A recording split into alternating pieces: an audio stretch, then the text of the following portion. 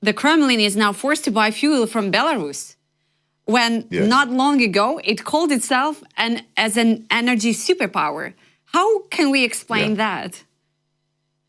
Well, that's the part of the same chain, right? The success of the Ukrainian military. This is an indication of the success of the campaign.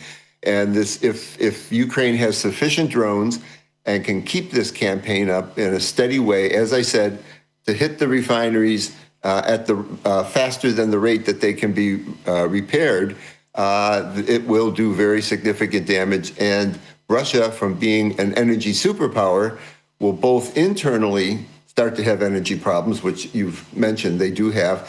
But importantly, I'm looking forward to also, Mr. Trump has not backed. It's interesting, during this peace negotiating process that's supposed to take a couple weeks until supposedly we'll see if Putin meets Mr. Zelensky, he has not backed off on the secondary tariffs, the secondary sanctions in the form of very high tariffs, 50% tariffs, 25% of which is due to, on India I'm talking about, 25% of which is due to India continuing to buy Russian oil. He has not backed off on that. His advisors, Mr. Navarro, wrote a rather fiery op-ed in the Financial Times against the Indians for persisting in this, and also his minister, cabinet minister, Mr. Besant, has also done the same thing in interviews. So they haven't backed off on that. And the Indian firms are looking at other places to buy oil. So the Americans have not backed off during this period of negotiations or supposed negotiations, have not backed off on that pressure to kill Russian exports. So I'm looking forward to, I hope, this attack on the Druzhba pipeline and going after Ust-Luga indicates the beginning of a campaign also, not only against refineries inside Russia, but the export capacity in these ports. But also, Mr. O'Donnell, if Russian economy is cracking, we don't see much of political crisis in the Kremlin, because while the West is waiting for the huge sanctions against Russia that Trump is promising to impose every week, it seems like just Russia is using this time to strengthen its military production through China, through Iran, and other countries. Okay. Well, my guess is that a country like Russia, which is an authoritarian regime where even big firms are essentially linked with the state firms, they don't collapse in the same way that a democracy would if it had these economic problems. In a democracy, they depend very much on the consumer's approval to buy products, and consumers might have citizens have the right to protest and so forth. None of that exists in Russia. So it's a very statist regime. And, money that normally goes for bread and butter, but also social services in Russia, is being diverted to the war efforts. And it's very difficult for the citizens to protest if they're upset about this, or to protest about a war where so many tens of thousands of soldiers are killed every month. So my guess is the war would get very difficult for the Kremlin to pursue because it gets more and more expensive and they have to make difficult choices and so forth. But it might not collapse in the same way it would perhaps in a democracy where the people could protest. But it definitely undermines their capacity. If they don't have enough oil for the front, to be mobile, that's a significant hit. If they don't have enough oil to produce agriculture, which nowadays is after energy, the export of agricultural products, wheat especially, is a big contribution to the Russian budget. All these things make it more difficult. So I don't want to say that one front is like the key battle and that's the end of the war. It's like in the war itself. Every battle makes a contribution to eventually the collapse of the enemy's capacity. Yeah. At the beginning of a full-scale invasion, Ukrainians were so waiting for Russians to go on the protest because for what they have done to Ukraine, and what have done to Mariupol. And we were hoping they're going to go to protest because of this war. Then in 2023, we were waiting for them to protest because of the inner problems in Russia. And now, by watching what's happening there, I don't really believe that ever protest could happen in Russia. Well, under the Tsar, there was a revolution, so it's not impossible that under an authoritarian regime. However, look, I grew up in a democracy in the United States, and we had a terrible war in Vietnam that the United States had lost something like 5 years before they withdrew.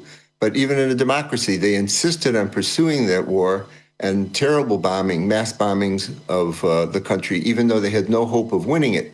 And it took years for protests to build up in the United States.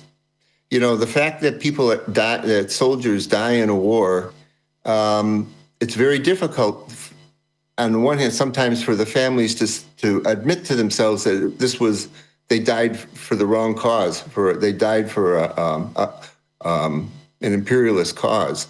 And it takes a period of time. So I would say that even in a democracy, the state can do very strong propaganda. I talked to a fellow who just returned from Russia visiting some sick relatives, and there's so many lies in the media. People assume they lie. He said, but they can't imagine how everything is basically a lie, and so they end up actually believing a certain part of it. And it's very difficult. They can't even get a VPN to listen to any normal news broadcasts outside the country. It's very, very difficult. Only the opposition can sell some VPNs on the black market that work for a little bit of time to get some news. So I would not expect very quickly this to develop in Russia. It's possible that it will at some point if Russia starts losing the war in an obvious way. But it's up to the Ukrainians to win the war, unfortunately, and their allies to help them at this point. This is horrible, to be honest. They are living in a bubble of such a lie. Yes. They are so unreversibly brainwashed. Yeah. So it's very difficult. Yeah. Yeah, unbelievable. I'm here in Germany right now, and people tell me stories of what it was like during the war, or what it was like in Eastern Germany before the wall fell down. And it was a similar thing. It took people a period of time, of years, to realize what had been going on historically outside. Yes. Mr. O'Donnell, winter is coming. Could Russia plan a major offensive against Ukraine before winter? And can the West prevent it? Yeah. Well, this is not my area of expertise, military. There's a handful of people I listen to they really are experts. Russia has had this summer offensive, and it's interesting.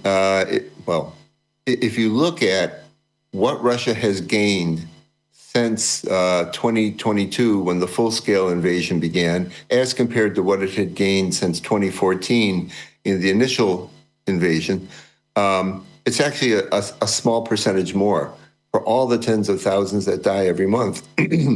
So they're not making very great progress. There's always the possibility that there's a breakthrough someplace and a significant gain someplace.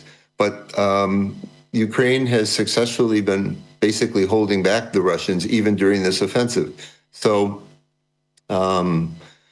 it's cost the Russians a lot. It would, to me, be unusual after this long period of attempted offensives that they're capable to launch something else at the beginning of winter. But as I say, I'm not the military expert. Yeah. And the final question, to sum up all these successful Ukrainian attacks inside of Russia. So the key question, can Ukrainian strategy of energy strikes realistically force Putin to the negotiation table? Right. Well, this is a war in a sense, this is also a war of attrition. It's a war of statistics. Russia is a huge country with a huge refining capacity and a huge oil producing capacity. So Ukraine, they tried this a couple of years ago, and it hurt Russia, but it wasn't sufficient to really undermine the oil sector or the energy sector. Now Ukraine can produce more drones, and they're drones that are more effective. So this is the war. Can Russia repair these things faster than they can be destroyed by Ukraine? And we won't know the answer to that question, I would say, for some weeks or maybe even some months. But I think there's a much better possibility of it right now than there was a couple years ago. That was a learning process. And if that happens, undermining the oil sector inside the country would be devastating to the capacity to pursue war. Anybody who knows the history of World War II, World War I knows, whether in the Pacific or in Europe, knows how critical the availability of lots of cheap oil to one side or the other was to pursue the war. And that's the same thing in Ukraine. So Ukraine is doing the right thing by going after this, and hopefully they'll be successful. And I hope, because the Americans apparently want to stop the export of Russian oil now, which is a change in their policy. That's why they're going after India for buying Russian oil. I hope that there's no impediments anymore to Ukraine going after and smashing the 3 westward-facing oil export terminals that we know they can reach.